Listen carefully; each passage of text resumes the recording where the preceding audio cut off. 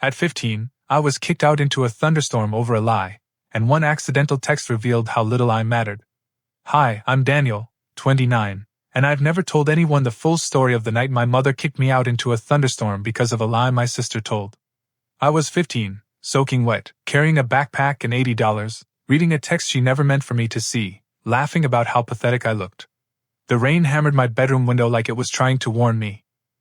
October storms in our part of Pennsylvania came with a kind of bone-deep cold that made you want to stay under covers, safe and warm. I was sitting cross-legged on my bed, drowning in algebra homework and the smell of microwave mac and cheese, when I heard the footsteps. Fast. Intentional. Headed toward my mom's room. Madison. She was 13 back then. 2 years younger, a year meaner, and at least 5 times more skilled at weaponizing tears. The yelling started a minute later. My mom's voice, sharp, high, and terrifying, cut through the house like a siren. "Daniel!" she shrieked. "Not. Come here." "Not. What's going on?" Just my name. A full-body summons I felt in my spine. I dropped my pencil and walked out to the hallway. She was already storming toward me, hair wild, eyes blazing with something I didn't recognize yet, outrage manufactured out of nothing. "You want to tell me what you did to your sister?" she spat. I've been doing homework." "What are you talking about?" Madison stood behind her like some trembling angel, tears running down her face, mascara smudged in just the right way. She didn't even have to speak. My mom, Ruth, exploded for both of them. "She told me what you've been saying to her. How you've been bullying her. That you said she should just disappear, that nobody would care." "What?" "No. Mom, I didn't." "Don't you dare lie to me, Daniel," she shrieked, voice cracking with fury. I knew something was off. "She's been miserable for weeks, and you've been playing the victim." My mother took a step forward, jabbing a wine-slick finger at my chest. "You're cruel. I'm not letting that kind of poison live under my roof." "Wait, what are you saying?" "I'm saying get out." The words didn't register at first. Not until she said it again, slower this time, with her arms crossed like a judge reading a sentence. "Get out of my house." It was already dark out. The wind howled. The rain had picked up like it was trying to echo her words. I couldn't speak. I looked past her, straight at Madison. Her face was wet, but her eyes were dry now. Cold. Watchful. She didn't blink. I packed in 10 minutes. Threw clothes into my school bag, grabbed my toothbrush, my phone, my charger, the $80 I kept hidden in a shoebox. My jacket was too thin. I knew that. But it was all I had. As I zipped my bag, Madison leaned in my doorway. "Maybe this will teach you to be nicer," she whispered. I didn't say anything. What could I say to that? When I opened the front door, the storm hit me full in the face. I turned around one last time. "I love you, Mom." "Out," she snapped, like the word was a weapon. And just like that, I was gone. I stood on the porch for half a second after the door slammed, staring at the wood grain like it might suddenly feel guilty and open again. It didn't. The lock clicked. Clean. Final. That sound still shows up in my dreams sometimes. The rain soaked through my jacket before I hit the sidewalk. Cold crept in fast, the kind that doesn't ask permission. My sneakers filled with water by the end of the first block, every step making that humiliating squish sound like the universe was laughing at me too. I didn't have a plan. That's the part people never get. You think in moments like that some survival instinct kicks in and hands you a map. It doesn't. Your brain just rattles around, asking the same useless questions on repeat. Where do I go? Who do I call? How did this happen in 10 minutes? My dad was out of state. Business trip. 4 more days. I thought about calling him anyway, then imagined my mom grabbing the phone, screaming that I was lying again. I couldn't handle that. The bus stop was 15 minutes away and felt like 15 hours. By the time I reached it, my backpack was soaked, my hands numb, and my face burned from holding back tears I didn't want anyone to see. The shelter barely blocked the rain. Water blew in sideways, needling my neck. I checked the time. 6:47 p.m. That's when my phone buzzed. My mom's name lit up the screen, and for one stupid, hopeful second, I thought she'd realized what she'd done. Thought she was calling me home. It wasn't a call. It was a text. OMG, that was perfect. Face with tears of joy, face with tears of joy, face with tears of joy. Did you see his face? He actually thought I'd let him explain. My stomach dropped so hard I thought I might throw up. Another message followed. Wrong person. Delete this. Then a third. Don't you dare tell your father. The rain blurred my screen, but I didn't need to see it clearly. I understood. This wasn't just Madison. My mom knew. She'd laughed. Planned it. Enjoyed it. She called 6 times after that. Then started texting again. Answer your phone. You're being dramatic. It was just a joke. Come home when you're done with this. I turned my phone off. That's when something broke inside me. Not loudly. Quietly. Like a wire snapping deep in the wall where no one could see it. A city bus pulled up, hissing like it was tired of the rain too. The driver looked at me and frowned. You getting on, kid? You're drenched. I didn't know where it was going.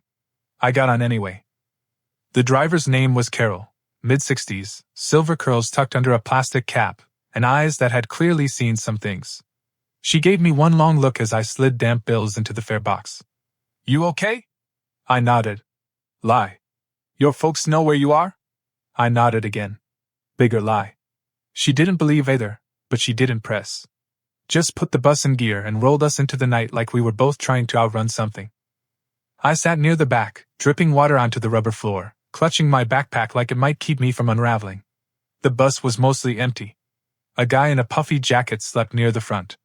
A woman with too many grocery bags stared out the window like she was counting regrets. The city blurred past. Streetlights smeared into yellow halos against the rain. I had no destination, no plan, just a growing pit in my chest that kept whispering, she meant to hurt you. They both did. I made it to the end of the line. Carol turned in her seat to face me. All right, sweetheart. Last stop. Where you headed? I shrugged. That's not an answer. I blinked fast, trying not to cry again. My face must have looked like a punch in the gut, because she softened. Reached into her coat pocket. Pulled out a business card with a handwritten number. That's the Youth Crisis Hotline. They'll help you find somewhere safe. Please call. Don't try to tough this out alone. I nodded, barely able to whisper, thank you, and stepped back into the storm. The rain had gotten worse. Like the sky was trying to wash the whole world clean and didn't care who drowned in the process. I walked without thinking, past shuttered shops and flickering signs, my body on autopilot. Eventually, I ended up outside the animal shelter I volunteered at every Saturday. Closed. Dark. But the overhang out front offered just enough cover to sit and not feel like a ghost for a while. I curled up against the wall, hugging my soaked backpack, and finally, let go. I cried the kind of cry that doesn't make noise. The kind where your chest caves in and your body trembles and your brain just stops trying to be strong. Not because you're weak, but because you ran out of room to keep it all inside. I must have drifted off, half frozen, half conscious, because the next thing I remember was a flashlight beam in my face and a familiar voice saying, Daniel? What the hell are you doing out here, son? Mr. Peterson. The night guard. My lifeline. Mr. Peterson didn't ask questions right away. He took one look at me, soaked, shaking, lips tinged blue, and said, Nope. Not out here. He unlocked the shelter door and herded me inside like I was one of the dogs we rescued from highways. Warmth hit me so fast it almost hurt. He wrapped a blanket around my shoulders, sat me down in his tiny office, and shoved a mug of tea into my hands I couldn't even hold steady. Drink. Slowly. You're safe right now. That word, safe, cracked something open. Once I could breathe again, the story came out in pieces. Madison's lie. My mom screaming. The storm. The texts. Especially the texts. His jaw tightened with every sentence, the way dads get when they're trying not to scare a kid with how angry they are. Do you still have those messages? He asked quietly. I powered my phone back on. 47 missed calls. Over 100 texts. My mom's tone had gone from furious, to mocking, to suddenly panicked. But the first messages, the laughing ones, were still there. Untouched. Undeniable. Mr. Peterson exhaled slowly. Daniel, what your mother did isn't just cruel. It's illegal. I flinched. She said it was a joke. He shook his head. A joke doesn't involve abandoning a minor in a thunderstorm. He picked up the phone before I could talk myself out of it. I'm calling your father. He's in California. It's late. Good, Mr. Peterson said. Then he'll be awake enough to hear the truth. My dad answered on the second ring, his voice thick with sleep that vanished the moment he heard my name. I told him everything. My voice broke halfway through and never really recovered. When I finished, there was a pause. Then he said very calmly, "Daniel, I believe you." I started crying again. "I'm getting on the first flight home." He continued, "You are not going back to that house. I'm calling your Aunt Patricia. She'll be there in 20 minutes. Stay put." When Mr. Peterson hung up, he gave me a sad smile. "Your dad's a good one." A few minutes later, headlights cut through the rain outside. My aunt arrived in pajamas and fury, pulled me into a hug so tight it felt like oxygen. "You're safe now," she whispered. "I promise." For the first time that night, I believed it. Aunt Patricia's house smelled like clean laundry and garlic soup. It was quiet in a way that felt unreal, like I'd stepped into someone else's life by accident. She handed me sweatpants that were way too big and wrapped me in another blanket even though I was already warm. "Eat a little," she said, setting a bowl in front of me. "You don't have to talk." I took 3 spoonfuls. That was all I could manage before exhaustion knocked me sideways. I slept like I was underwater, heavy, disoriented, drowning in dreams that kept replaying the door slamming, the lock clicking, my mom's laugh echoing behind it. When I woke up, gray morning light filled the guest room and I could hear voices downstairs. My dad's voice. I bolted upright. He looked wrecked when I reached the kitchen. Red eyes. Wrinkled shirt. Like someone who'd aged a decade on a red-eye flight. He crossed the room in 3 strides and hugged me so hard my ribs protested. "I'm sorry," he said into my hair. "I should have been here." I showed him the texts. Every word. Every laughing emoji. I watched his jaw set the way it did when something inside him snapped into place. "This ends now," he said. "I've already called a lawyer." We went back to the house that afternoon. My mom was crying before we even stepped inside. Madison sat on the couch scrolling like nothing had happened. My dad didn't raise his voice. That scared them more. "Daniel is packing his things," he said. "We're leaving. From now on, communication goes through attorneys." My mom called it a prank. Said I was dramatic. Said I misunderstood. I looked her in the eye and asked, "What lesson was I supposed to learn?" She didn't answer. Upstairs, my room felt smaller than I remembered. I packed fast. Clothes. Books. Photos with my dad. I left everything else behind. When we drove away, I didn't look back. I didn't feel brave. I felt empty. Living with my dad felt like moving into a different universe. His apartment was clean, quiet, almost aggressively calm. No yelling. No slammed doors. No feeling like I had to constantly measure my words. He turned his home office into a bedroom for me and apologized for how plain it was, like bare walls were some kind of failure. I liked the bare walls. School, on the other hand, was chaos. The story spread fast. Too fast. By Monday, people were whispering in the halls, watching me like I was a documentary. Some thought I ran away. Others thought my mom had been abusing me for years. A few thought I was lying for attention. Then the screenshots leaked. Someone posted my mom's texts online. The laughing emojis. The delete this message. Everything. They went everywhere. Group chats. Facebook. Even the local news picked it up as a prank gone wrong. My dad was furious, not at me, but at how public it had become. I felt sick. Vindicated and violated at the same time. The custody hearing came fast. I had to tell the story again, this time to a judge who didn't blink once while I spoke. When I showed him the messages, his expression changed in a way I'll never forget. He gave my dad full custody. My mom got supervised visitation. I declined. Madison sent a letter. I didn't open it. Therapy started after that. Twice a week. At first I barely talked. Eventually I did. About the rain. The lock. The text. The way trust doesn't shatter loudly, it erodes until one night it's just gone. Years passed. I went to college. Became a veterinarian. Married someone who thinks pranks should never involve fear. I built a life that felt solid. Sometimes when it rains hard I still pause. Still remember that 15-year-old kid with a backpack and $80. He survived. He didn't go back. I was 18 when the official severing happened. college acceptance letter in one hand, keys to my dorm in the other, and a voicemail from my mother playing on speaker while my dad stood in the doorway, arms crossed, jaw tight. She cried in the message, of course. Said she missed me. Said she'd learned her lesson. Claimed I was the one keeping the family fractured. I deleted it. That was the last time I heard her voice directly. Madison, though, she popped back up when she was 22. Sent me a wedding invitation. Said she wanted me there. Because we're family, and it's time to heal. I stared at the RSVP card for an hour before writing one line across it in block letters. You made your choice. I'm making mine. I never heard from her again. I thought it would feel like victory, but it didn't. It felt like standing at the edge of a cliff and realizing you were supposed to fall, but didn't. Therapy helped me peel back layers I hadn't realized I'd wrapped around myself. I'd built a life out of safety. Controlled environments. Low expectations of people. That was the hardest part to admit, not the night in the storm, but the quiet belief that I'd never really be loved without conditions again. Turns out, I was wrong about that too. I met Elijah at the vet clinic. Brought in a pit bull with a bullet wound and refused to leave the lobby until I swore I'd save it. He didn't care about my story.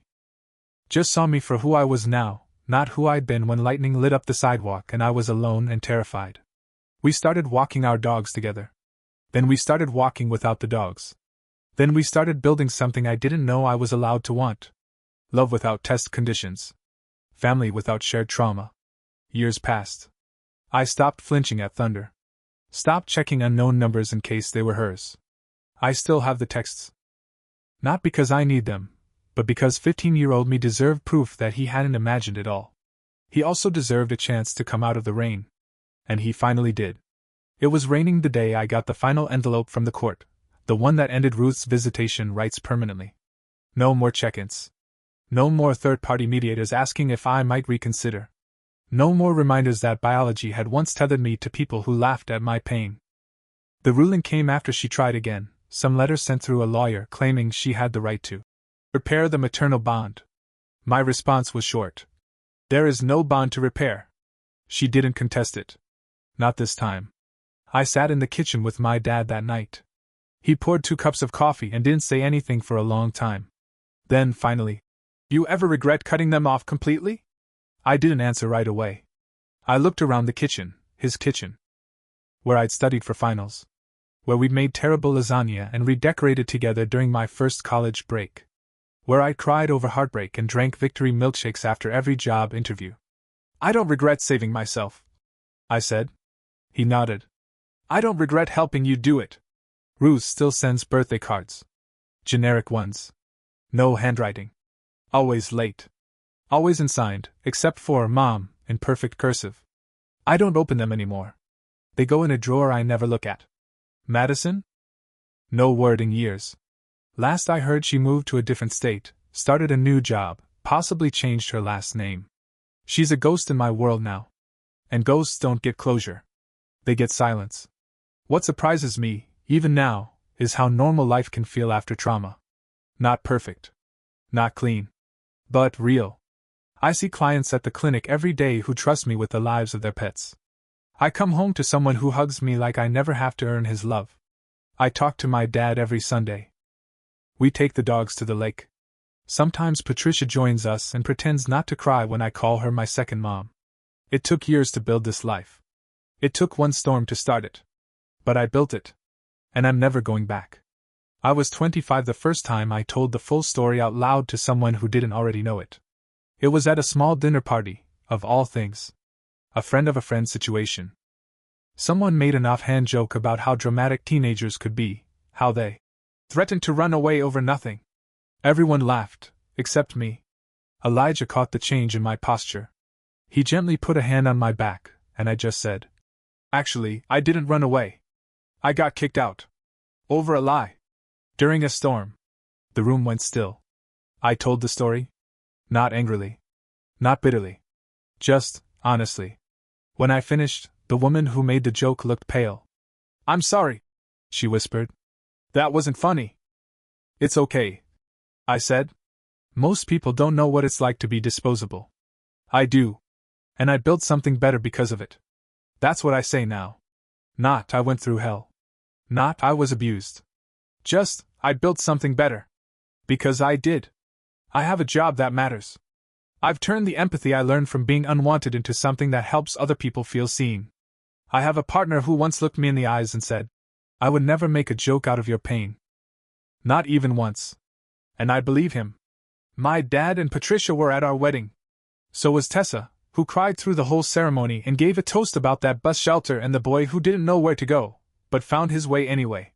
Afterward, Elijah pulled me aside, grinning. You still think rain is cursed? I looked at the sky. It was drizzling. No, I said. Now I think it's proof I survived. The text messages are still saved. Not because I need them. Not anymore. But because that night, soaked through and shaking in a bus shelter, I needed proof I wasn't insane. I needed to see the words in writing. The cruelty. The planning. The laughter. Every now and then I open them, not to relive it, but to remind myself how far I've come. I built something from nothing. No trust fund. No family cheering me on from the stands. Just grit, some good people who showed up when it counted, and the decision, again and again, not to go back. I've spoken at shelters since. To teens who think they'll never be safe again. I tell them, you don't need their apology to heal. You don't even need their permission. Just the truth. And the truth is, you deserve more than survival. Every time it rains, I think of that 15-year-old kid. He wasn't brave. He was just out of options. But he kept walking. And that was enough. The first time I saw Ruth in person again was purely by accident. I was 27, walking out of a hardware store with a bag of dog-proof cabinet latches. Our newest foster, a 90-pound escape artist named Waffles, had figured out how to open drawers, and there she was. Standing in the parking lot next to a minivan, wearing sunglasses too big for her face and holding a to-go coffee like it might shield her from judgment. She froze when she saw me. I didn't. I just kept walking. But she spoke. Quietly, like saying my name out loud might make it vanish again. Daniel. I stopped. Not because I wanted to, but because I felt that old reflex kick in. That pull to explain myself. That guilt that didn't belong to me but still knew my name. I heard you're doing well, she said. I am. She nodded. I always knew you would. I turned then. Looked at her. You didn't. That's the thing. You knew Madison and you chose her. You threw me out because she cried prettier. Her mouth opened, but I wasn't done. I don't want your apology. I don't need your regret. I needed a mother when I was 15. I needed one when I sat alone in the dark, reading your words about how pathetic I looked. I needed one when I walked through a thunderstorm wondering what I'd done wrong. She said nothing. You don't get to know the man I became. I finished. You gave up that right. Then I walked away. I didn't feel triumphant. I felt free. A month after the run-in with Ruth, I got a letter. Not a text. Not an email. A real, handwritten letter, the kind that makes your stomach knot before you even open it. I didn't recognize the return address, but I knew the handwriting. Neat. Looping. Overpracticed. Madison. I sat at the kitchen counter for 20 minutes, just staring at the envelope. Elijah came in halfway through a bag of tortilla chips and stopped mid-chew. That from who I think it's from? I nodded. You gonna read it? I shrugged. I haven't decided yet. He put the chips down, leaned in. You don't owe them closure, Daniel. Especially not the kind that comes on their schedule. That made the decision easier. I didn't open it. Instead, I wrote a single note on the back of the envelope and dropped it in the mailbox the next day. Returned to sender. I figured if she really had changed, she'd understand that was my answer.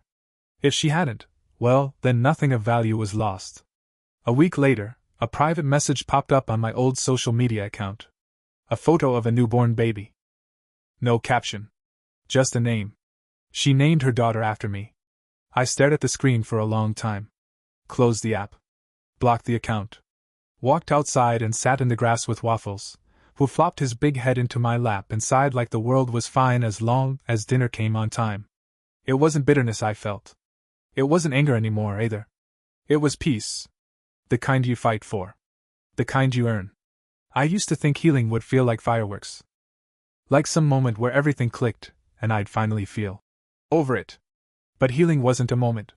It was 1,000 quiet choices, not answering the phone, Not rereading the letter, not letting someone else's regret reopen my wounds. At 29, my life isn't perfect, but it's mine. The home I share with Elijah is full of laughter and dog hair and mismatched furniture we picked out together. My dad still visits every Sunday. Patricia brings pie, always too much, always on purpose. Sometimes, on rainy nights, I sit by the window with a mug of tea and watch the sky break open. I remember the boy I used to be, soaked, abandoned, unloved, and I whisper to him, "We made it." Not because we were strong, but because we refused to go back. And that was enough.